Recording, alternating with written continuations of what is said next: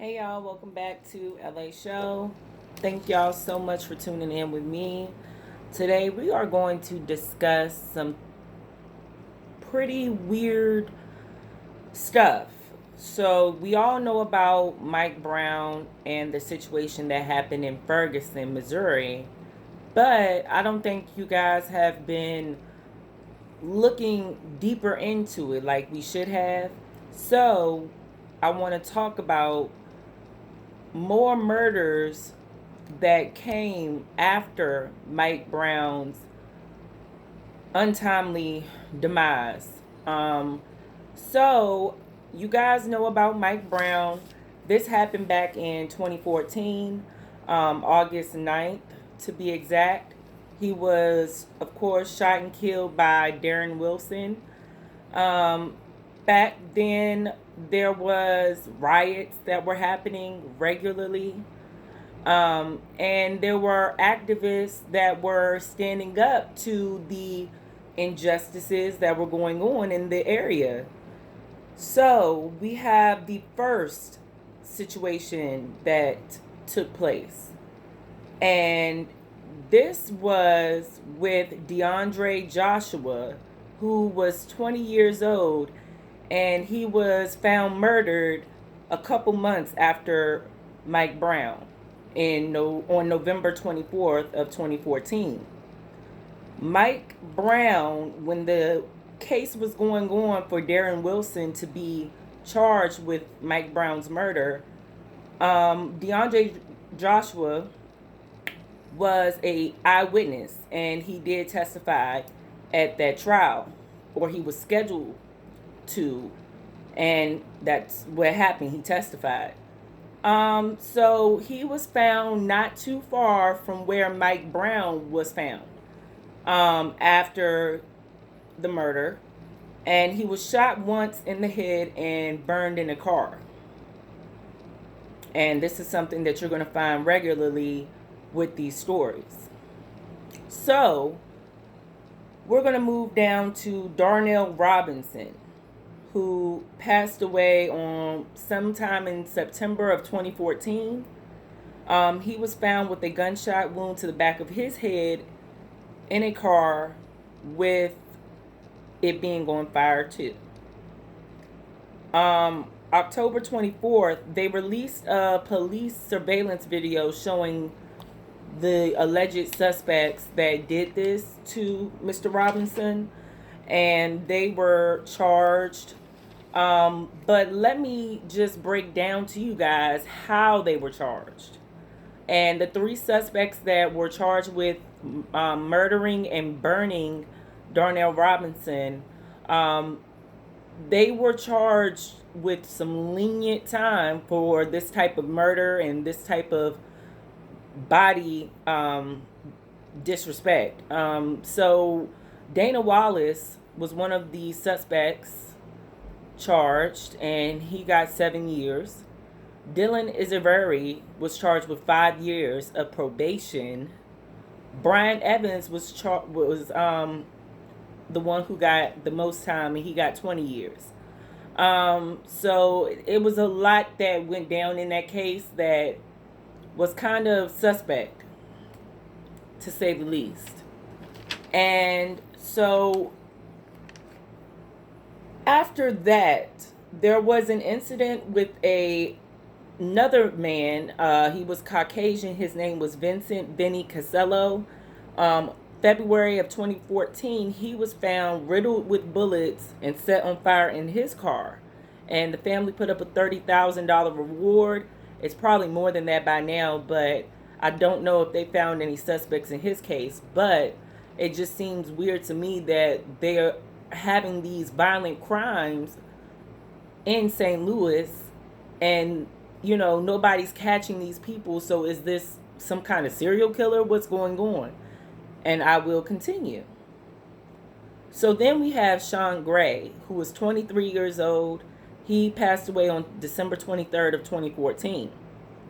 Now, same as DeAndre Joshua, he was a witness, an eyewitness, and also testified in the Mike Brown case. No articles mention him being in the Mike Brown case, though. This is information that I found out separately. He was found in the river somewhere in St. Louis. I'm not too sure where, but you can look up his name. And no cause of death, and it was ruled accidental. So that's 2 witnesses. Then we have Darren Seals. Now, this one I had been looking into after I found out about our last activist. Darren Seals was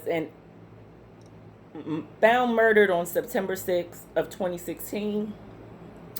He was a Ferguson activist, and he was self-employed as a business owner. Now, he was very vocal about the Black Lives Matter movement that spawned after Mike Brown. He was more so saying that Black Lives Matter had been corrupted. They were getting money from outside sources, and things were happening unbeknownst to us underneath the surface. He also made a reference that Black Lives Matter was ran by the LGBT community, and that basically they needed to stick together in Ferguson to protest a very serious matter that happened in Ferguson. So they pretty much wanted to be homegrown, and things just, he was very vocal about that. Okay. Not saying that I agree with him, not saying anything, just giving you guys the information that I've received. He was found with a gunshot wound to his head and sat on fire in his car.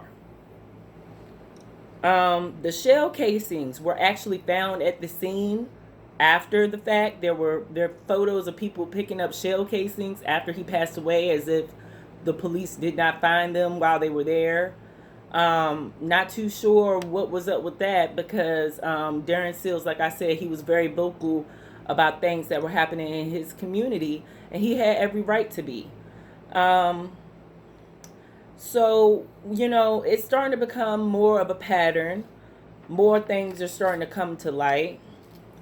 And then Edward Crawford, he was 27 years old. Now, this is a really crazy story. May 5th of 2017. His murder, or his death, was ruled a suicide.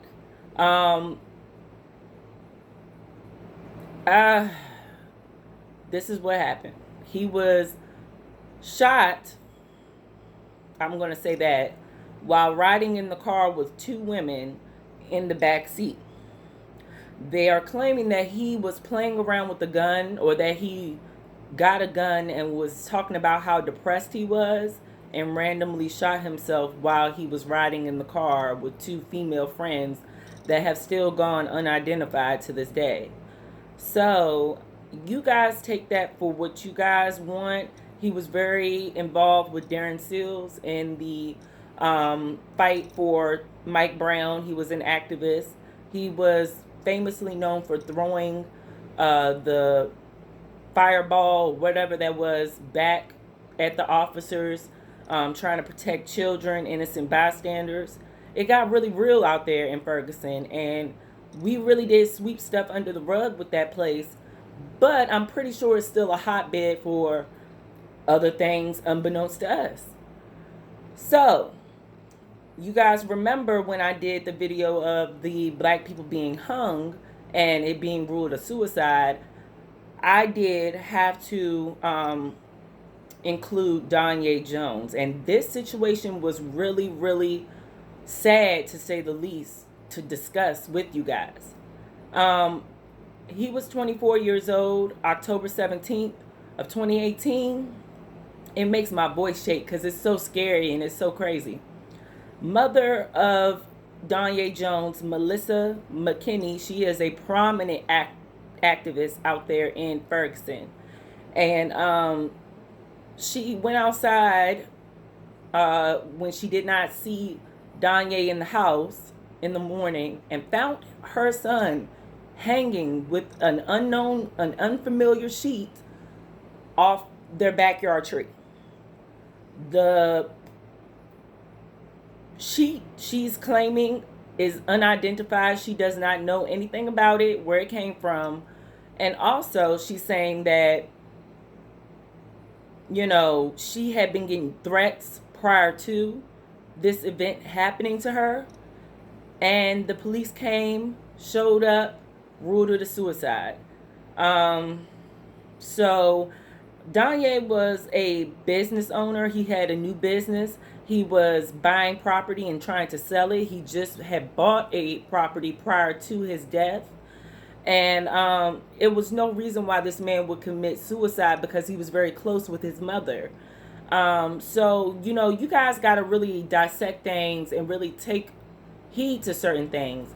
And me and one of my good subscribers went through this case by case by case, and I really do appreciate him. We stayed on the phone for hours discussing this and broke it down to what we have here as a big, massive machine of corruption.